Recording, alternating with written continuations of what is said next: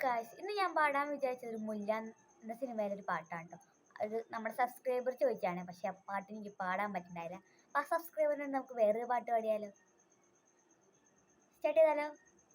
പുലരാതെ വയ്യാതെ നീരാവും ചൊല്ലിയിലേ, ഉണരാഞ്ഞതേതോ തീരം നീയും തേടിയില്ലേ, മനസ്സാകെ എന്തോ പറ്റി എന്നെ ചുറ്റി ഉള്ളാലെങ്ങു വരിഞ്ഞേ പിന്നെ വിരിഞ്ഞേ,